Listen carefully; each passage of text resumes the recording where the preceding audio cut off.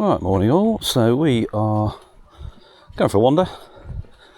Got the drone with me, and we are down at a place called Buell Water,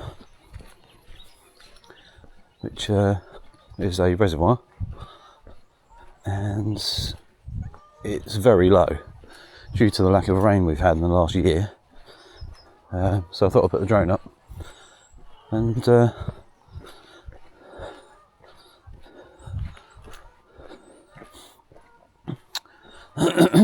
see how bad it is real life kind of thing, because you see it on the news and things like that saying, oh, it's low, and everyone's going, it's fake. But when you walk down here,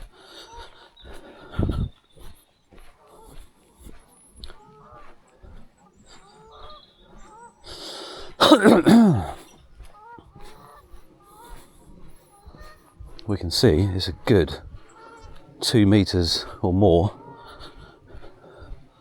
shallower than it was. And the geese are going, where the bloody hell's the water gone?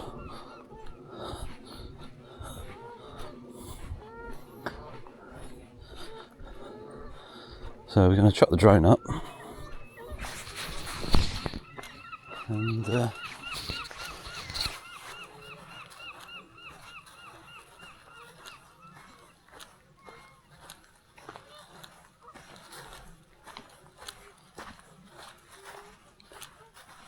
you can see where the tide level is, which I'm pretty much walking along now, so pretty crazy.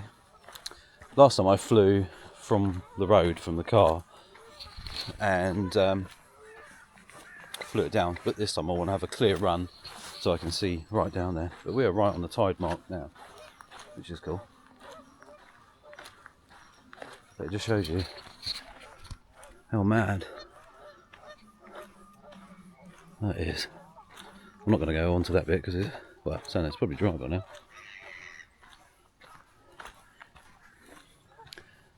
But let's go and have a good look of the reservoir. There might be some building foundations and stuff showing, because I looked at an old map before the reservoir was built last night, and actually there's quite a few farm buildings and stuff that are where the water is today, or would have been. So yeah, I'll show you the map on the video. But it's quite a cool website actually. You can basically look where, apparently, where people used to live in your house that you live in now, kind of, if it was built, you know, then, or what was there. But you don't need to subscribe or anything like that. You probably do to do that, but just to look at the maps, it's really quite interesting. So, looking at the modern map, we have Buell Water here. I was actually stood, sorry about the noise there, I was actually stood about here. You can see that moving. So if we go in, this is where the water would be, that's a little overflow.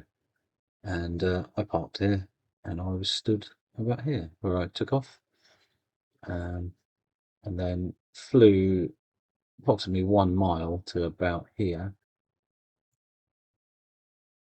Didn't want to go much further because it was still in a plain line of sight. I could see straight down where it was. Could just about make it out. A very, very tiny dot. So you're really pushing your luck if you go more than a mile. Yes, I could have done, but I didn't.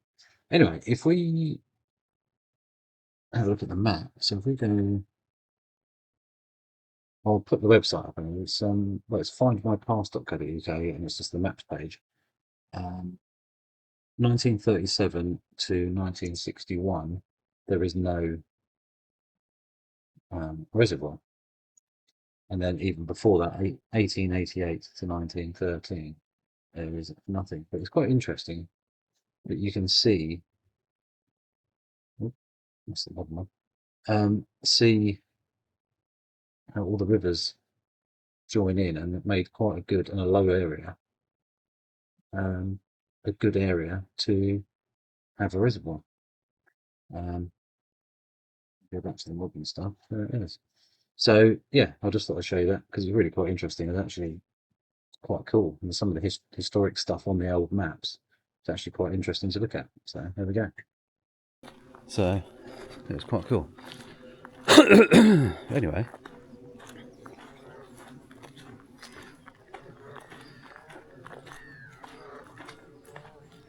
in a moment we're going to put the drone up.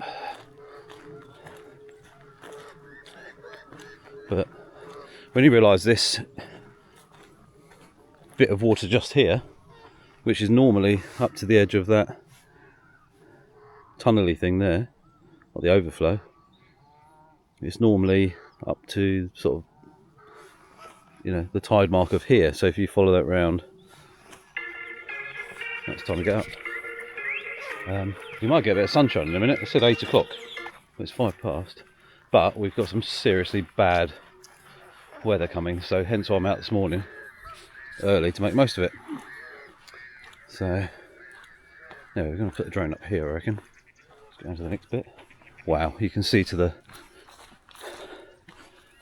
end. Lots of geese, which will be migrating soon, I guess. So yes, the DJI Air3S is the drone I was using today, and it's a trooper of a drone. The wind speed at around about 100 meters up was around about 24, 26 miles an hour, and down here where I was quite low, there was no real issue. But as I climbed, it was definitely a lot windier. We had a big storm on its way, heavy rain, high winds, and everything. So basically, making the most of this morning and capturing what I could, because I thought, well, you know, I've never seen it this low before, so it's maybe going to get worse. I might go back in the next few weeks and see. But this is back in the end of July, so as you can see there, a lot more water in there, and a cool reflection because it was sunset, and it was very, very calm. You can just about see the water ripples there. But there you go. It still was nowhere near full. You can see the tide mark there on the right hand side where it could have gone another couple of meters up, which would have been obviously a lot more water in there. But there we go.